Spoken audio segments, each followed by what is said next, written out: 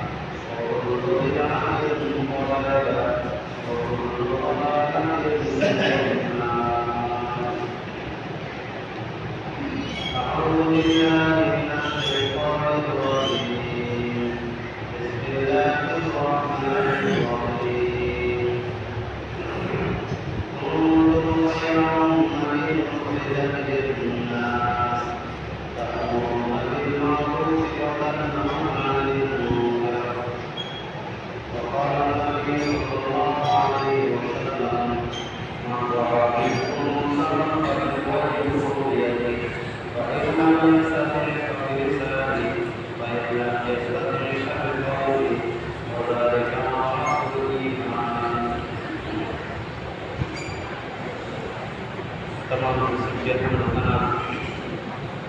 فکر اور بڑائی صلی اللہ علیہ وسلم جس نے ہمیں آپ کو پیدا فرمایا اور سلام اسلام مقدس مبارکہ پر جو ساری کائنات کے لیے اس کے عزت بنا کرتے پیش ہوئے حضرات گرامی معزز دوستوں بھائی اور بزرگوں، اللہ تبارک و تعالیٰ نے ہمیں دنیا میں بھیجے جانے کا مقصد قرآن کریم کے اندر بھی واضح کیا ہے کہ وما خلقت الجن والانس الا لیعبدون، کہ ہم نے جن اور انسان کو پیدا کیا ہے ہماری عبادت کے لیے۔ مقصد یہی ہے کہ لوگ اللہ تبارک و تعالیٰ کو پہچانے، اس کی معرفت حاصل کرے، ایک اللہ وحدہ لا شریک کی عبادت کرے۔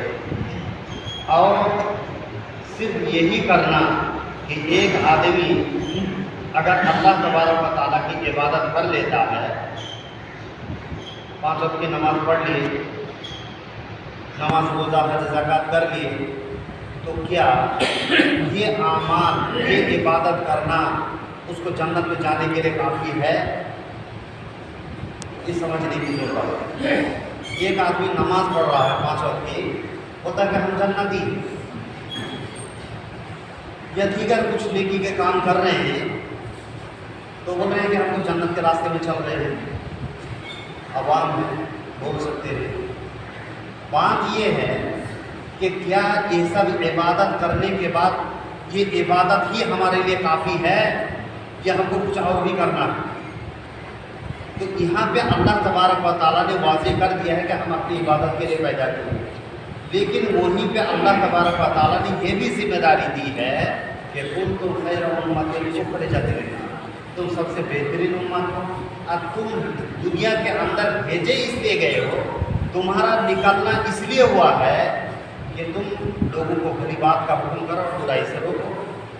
مطلب یہ ہے کہ اللہ کی عبادت کے ساتھ ساتھ ہمارے لیے ضروری ہے کہ ہم لوگوں کا بھی خیال رکھیں، سماج کے اندر جو برائی ہیں ان کو ختم کرنے کی کوشش کریں، سماج کے اندر جو نیکی، جہاں پہ نیکی کا حکم کرنے کی ضرورت ہے وہاں پہ نیک کام کا ہم حکم کریں۔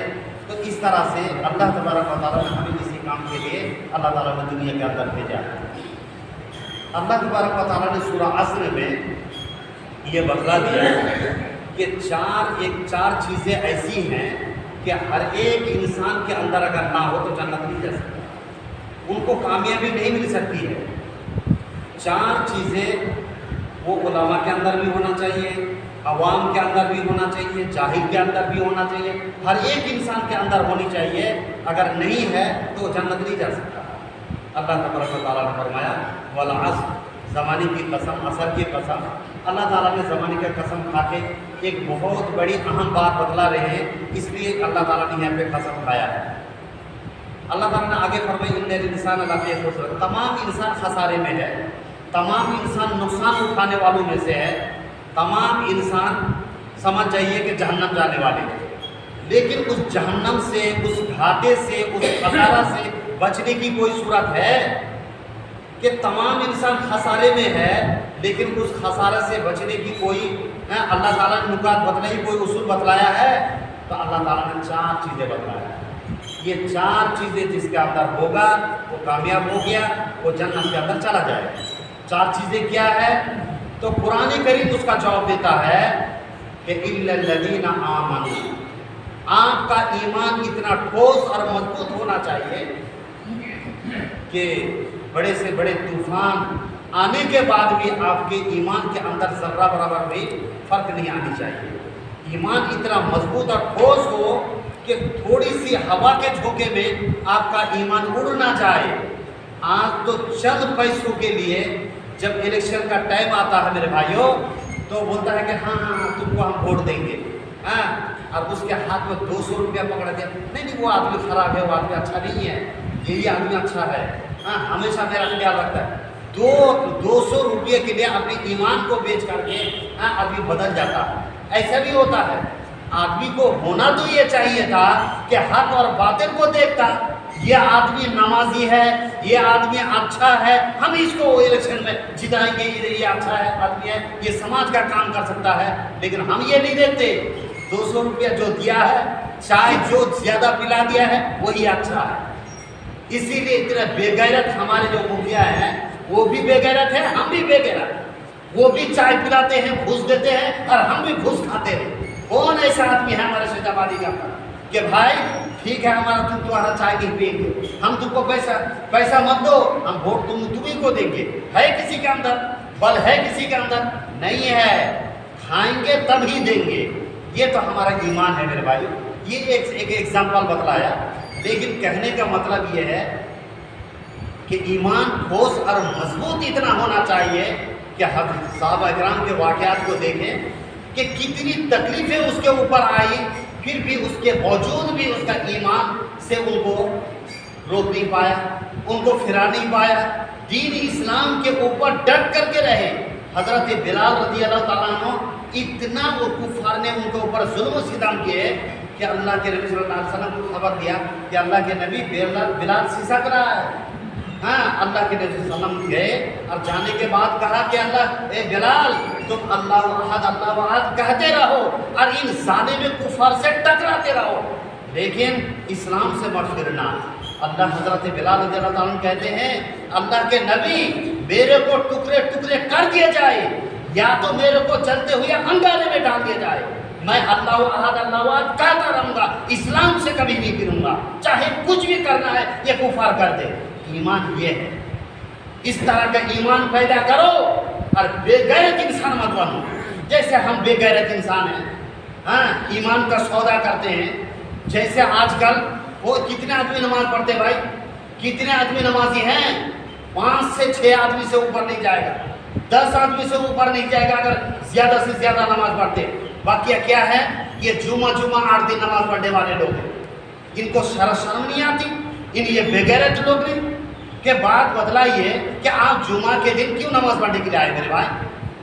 باتیں بہت بولنا ہے لیکن ان مختصر اوقات میں کیا بولوں اور کس کو چھوڑوں. باتیں آپ کے لیے سب چیز ساری چیزیں امپورٹنٹ ہے. بات یہ ہے کہ آپ جمعہ کے دن, یہ تو 90% 95% لوگ نماز پڑھنے کے لیے آ رہے ہیں, آخر یہ جمعہ ہی کے دن کیوں آتے ہیں میرے بھائی؟ کیا اللہ تعالیٰ کے ڈر سے آتا ہے؟ اللہ تعالیٰ کے ڈر سے نہیں آتا ہے. یہ کیوں آتا ہے؟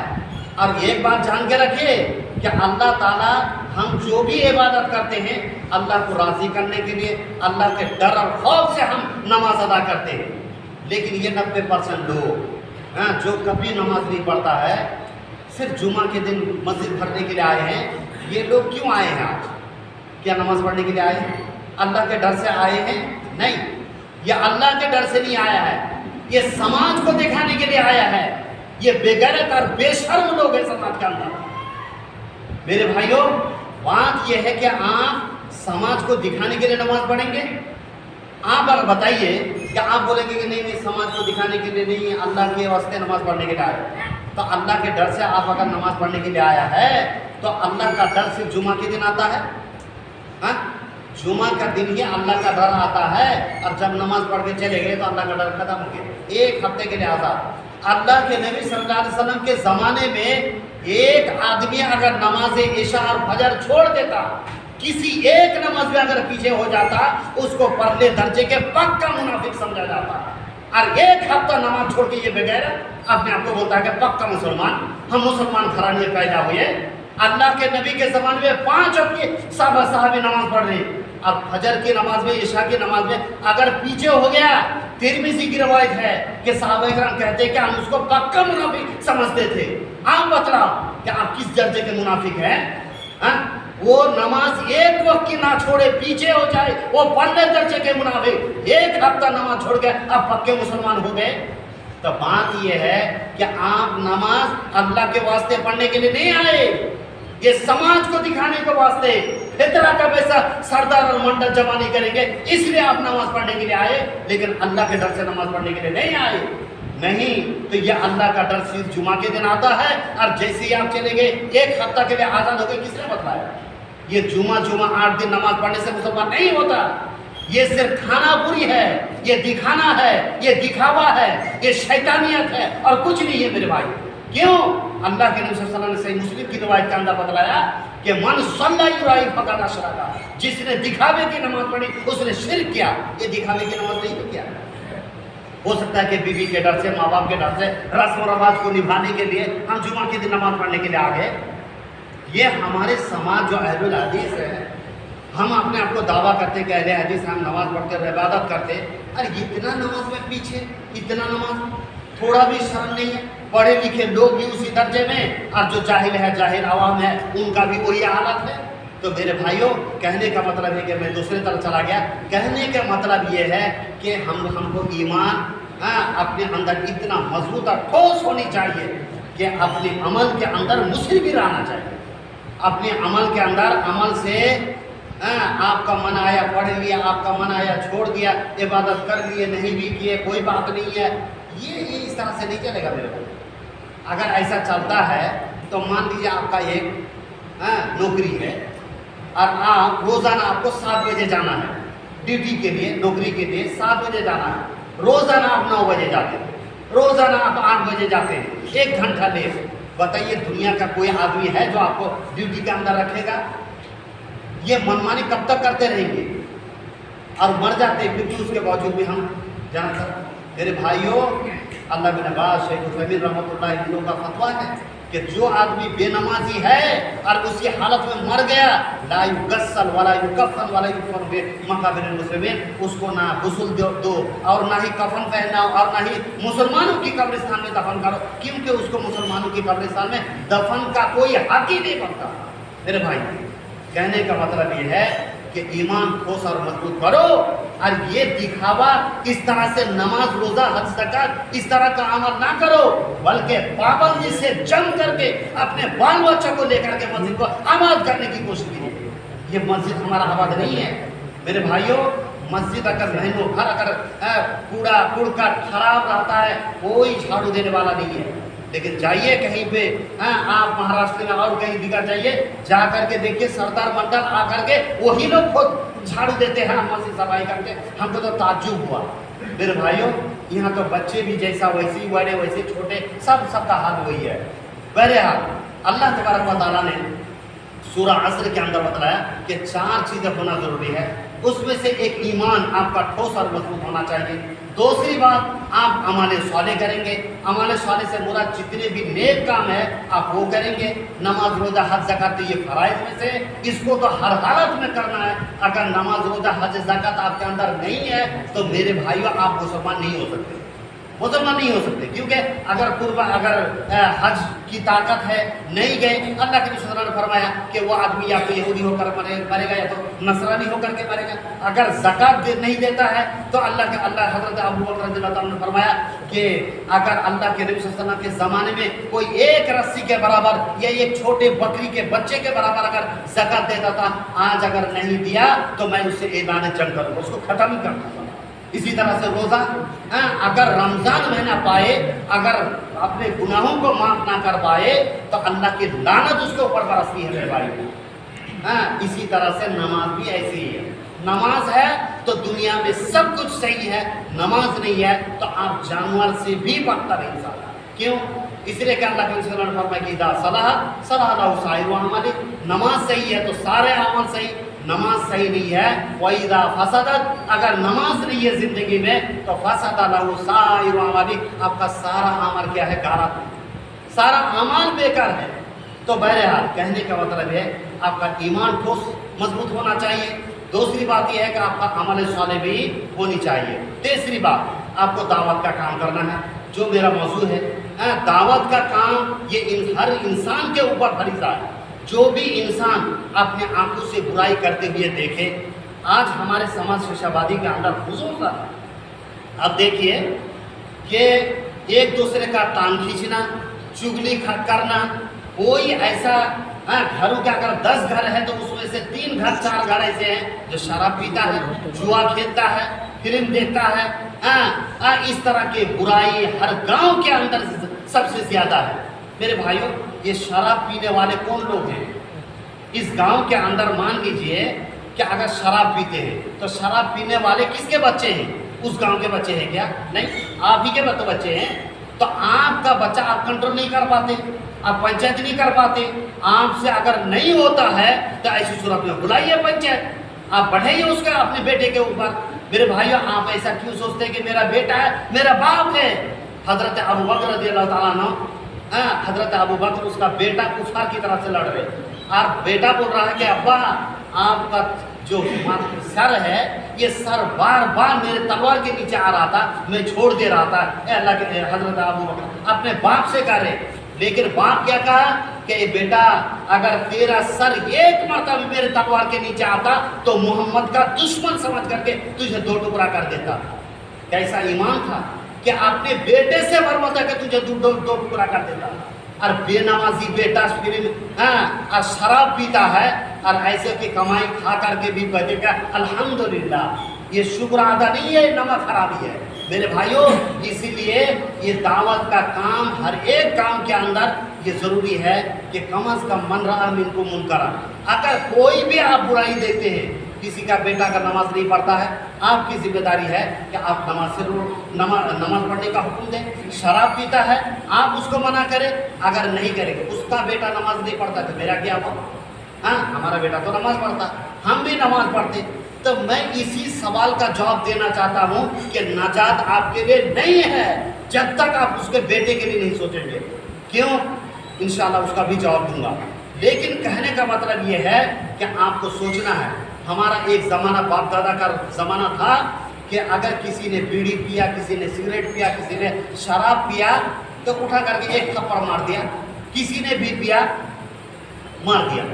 घर में जाके बोला अबू अबू अम्मी मेरे को मारा, किसने मारा? वो फला ने मारा। अच्छा, क्यों मारा?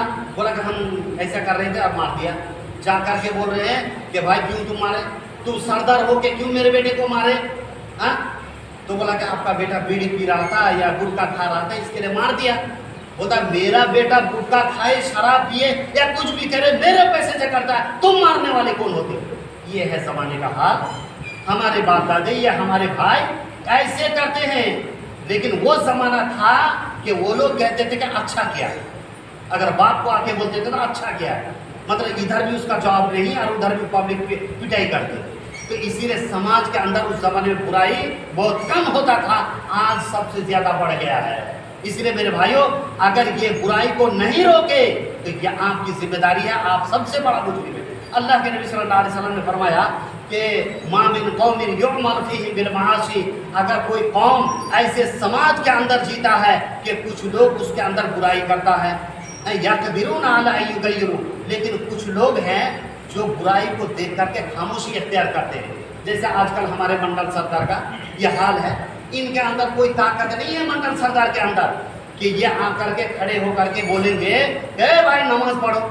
मैं समझता हूँ कि मंडल सरदार के हाथ ही में सब सारा बागडोर उसी के हाथ में है, लेकिन बोल नहीं पाता। क्यों?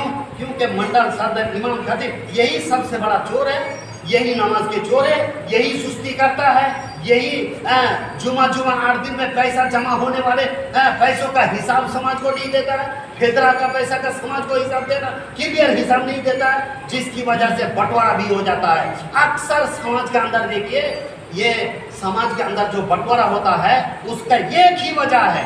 इधर एक अमल झाड़ी है मेरे भाइयों, वहाँ भी यही हाल है कि समाज के अंदर सरदारों ने जब हिसाब किताब नहीं दिया कि ये फितरा का हिसाब नहीं देता, ये जुमा के दिन जो पैसा जमा होता है उसका पैसा जमा नहीं करता, तो लोगों ने क्या किया, क्यों हिसाब नहीं देता है, बस 15 आदमी लेकर के अलग, वो 15 आदमी लेकर के अलग। मैं गया था और जाने के बाद उन लोगों को मिलाया, और मिलाने के बाद भी दूसरा जुमा आया तो उन लोगों ने एक छोटी मस्जिद के अंदर उन लोगों ने अलग जुमा करके पढ़े, अलग जुमा। तो मैंने जुमा पढ़ने के बाद खाना खाने में बैठा तो मेरे को किसी ने कहा कि उस मस्जिद में भी जुमा की नमाज हुई। मैं बोला चलो, बोला कि आप मेहमान हैं, आप मान चाहिए। मैं बोला चलो, मैं गया, अकेला गया, मेरे पीछे 2-4 आदमी गए। मैं बोला कि भाई क्यों आप लोग नमाज पढ़ी यहाँ पे? बोले कि सारा दावत वो लोग ये रखा जाता, हमको पूछता नहीं है, जुमा का हिसाब नहीं देता, फला देता, फला ऐसा करता है, ये इस तरह की बुराई। मैंने कहा कि ठीक है, उन्होंने जुमा का पैसा खा लिया, फितरा का पैसा खा लिया, कुछ भी कर लिया है, आपको मारा है, गाली दिया है, सब कुछ किया है, उसके लिए क्या है? इंसाफ। उसके लिए क्या है? इंसाफ है। लेकिन जुमा की नमाज आपको करने का ऑर्डर किसने दिया है अलग? किसने कहा कि जुमा की नमाज अलग कर दो? मेरे भाइयों, सहाबा किराम के दरमियान भी इख्तिलाफ था, लेकिन इख्तिलाफ की वजह से उन लोगों ने जुमा मस्जिद अलग नहीं किए, उन लोगों ने सरदार मंडल अलग नहीं किए। हजरत हुसैन और यजीद के अंदर बहुत सारे इख्तिलाफ थे, लेकिन हजरत हुसैन नवासाए रसूल, ये जन्नत के फूल थे, उसके बावजूद भी इन्होंने सरदार अलग किए थे क्या? नहीं किए थे। यजीद अच्छा आदमी नहीं था, लेकिन एक मुसलमान था। जैसे ये लोग शराबी, काफिर क्या क्या कहते हैं, नौजुबिल्लाह, इस तरह नहीं कहना चाहिए, लेकिन अच्छा आदमी नहीं था। लेकिन उसके बावजूद हजरत मुआविया रज़ियल्लाहु ताला ने उसको अपनी खिलाफत में बैठाया। इसका मतलब यह है कि इस दौर के अंदर अगर समझ सकता है तो यजीद समझ सकता है, इसीलिए उसको बैठाया। लेकिन जब बैठाया तो हजरत हुसैन रज़ियल्लाहु ताला जो जन्नत के फूल है, नवासाए रसूल है, उसके बावजूद भी मुखालिफत नहीं की, उसके बावजूद भी सरदार मंडल अलग नहीं किए, बल्कि खामोशी इख्तियार किए, खामोशी इख्तियार, सरदार मंडल अलग कर लिए। मेरे भाइयों, इसीलिए गांव समाज के अंदर फिरकाबंदी में लोगों को तकसीम ना करो। ये हराम है कि एक समाज के अंदर 4-5 आदमी अलग हो गए, 10 आदमी अलग हो गए। मेरे भाइयों, अगर अलग हो गए ना तो बहुत बड़ा अच्छा काम नहीं किए, बल्कि अल्लाह के वसल्लम की हदीस है कि मन सज़ा सुज़ा फिन्नार, जो जमात से अलग हो गया वो जहन्नम में जाके गिर गया। अल्लाह के नबी सल्लल्लाहु अलैहि वसल्लम ने फरमाया कि अगर तुम्हारा हाकिम, तुम्हारा अमीर, तुम्हारा सरदार, तुम्हारा मंडल अगर जालिम हो, कुछ भी हो, लेकिन जब तक नमाज पढ़े तुम उसकी तारीफ करते रहना, उसके सपोर्ट में रहना, नमाज छोड़ दे तो फिर इसकी सूरत में तुम कदम उठा सकते हो। मेरे भाइयों, इसके अलावा सूरत में कभी भी आप 4-5 आदमी, 10 आदमी अलग हो गए, ये इस्लाम के अंदर हराम है, और वो आदमी जहन्नमी है, वो आदमी जहन्नम में चला गया, इसमें कोई शक नहीं है। ये यहूदियों की सिफत है, ये क़यामत की निशानी है कि इदा उस्सिदल अम्रु इला गैरि अहली फंतज़िरी साअ, कि जब ना अहल को सरदार बनाया जाए, मंडल बनाया जाए, तो फंतज़िरी साअ, तुम क़यामत का इंतज़ार करना। तो मेरे भाइयों, कहने का मतलब ये है कि मंडल, सरदार, मुखिया, इमाम और खतीब, इन लोगों की कुछ जिम्मेदारी है। कि उनकी जिम्मेदारी क्या है? अल्लाह के रसूल सल्लल्लाहु अलैहि वसल्लम के बारे में बता रहा था कि फरमाया कि यक़दिरून अला अन युग़य्यिरू, वो मंडल, सरदार या कुछ लोग जो बुजुर्ग लोग हैं, उनके अंदर ताकत है कि वो मना कर सकता है, उन लोग को मना कर सकता है बुराई। अगर एक थप्पड़ मारने की ताकत है या डांट करके अगर ताकत है, तो ऐसी सूरत में वो शराब पीना बंद कर देगा, नमाज पढ़ना शुरू कर देगा। तो अल्लाह के रसूल ने फरमाया कि अगर तुम ऐसा नहीं करते हो तो इल्ला असाबहुमुल्लाहु मिन क़ब्ल अन यमूतू, तो अल्लाह ताला तुमको मौत उस वक्त तक नहीं देगा जब तक कि तुमको हलाक को बर्बाद नहीं कर देगा।